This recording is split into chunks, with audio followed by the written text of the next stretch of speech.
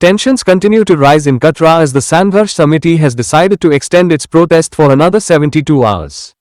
Protesters are demanding the immediate release of those arrested during earlier demonstrations.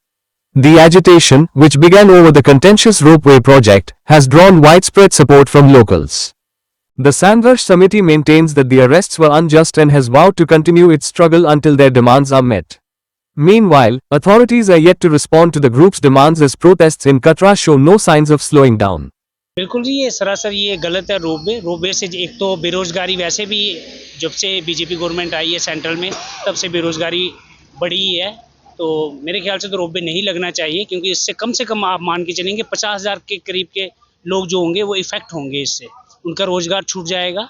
अगर LG साहब को gondola लगाना ही है कि यूपी में लगवा दें। यूपी में बहुत सारी जगह हैं जहाँ पे आप टूरिस्ट स्पॉट बना सकते हैं, पर ये हमारी आस्था के साथ इस तरह का खिलवाड़ नहीं करें। ये हमारी आस्था है, इस वैष्णो देवी हमारी जो डोगरों का कल्चर है, हमारा यहाँ हमारी सभ्यता का सवाल है। ये कोई टूरिस्ट प्लेस नहीं है कि आपने गंडोला लगाया, ये दिखाए, बाग शाग दिखाए, बगीचे दिखाए, स्विमिंग पूल दिखाए, मॉल दिखाए और आप दर्शन करवाए। वो झूठे दर्शन होंगे माता के। सच्ची आस्था के साथ आप खिलवाड़ मत करें। तो मैं तो यही कहना चाहूँगा एलजी साहब, आप पता नहीं आपका टेन्योर कितना है यहाँ पे, 2 महीने, 4 महीने, 6 महीने, जितना भी टेन्योर है, उसके बाद आप ये गंडोले वाली कंपनी को अपने साथ ले जाएं। यूपी में जहाँ की अब आपकी पोस्टिंग होगी, यहाँ पे आपको नया कोई दर्जा मिलेगा, वहाँ जाके लगवा लें आप। हमें कोई एतराज़ नहीं है, हमें गंडोले से आप वहाँ लगवा लें एलजी साहब। यहाँ पे बिल्कुल नहीं लगना चाहिए। हमारी आस्था के साथ क्यों खिलवाड़ कर रहे हैं आप? कुछ विकास किया जा रहा है, विकास किसके लिए हो रहा है? विकास जनता के लिए होना चाहिए ना। जनता के लिए तो विकास हुआ ही नहीं। बाहर की कंपनीज आई, बाहर के लोग आए, वहाँ अपना विकास करके चले गए। हमने क्या खाई?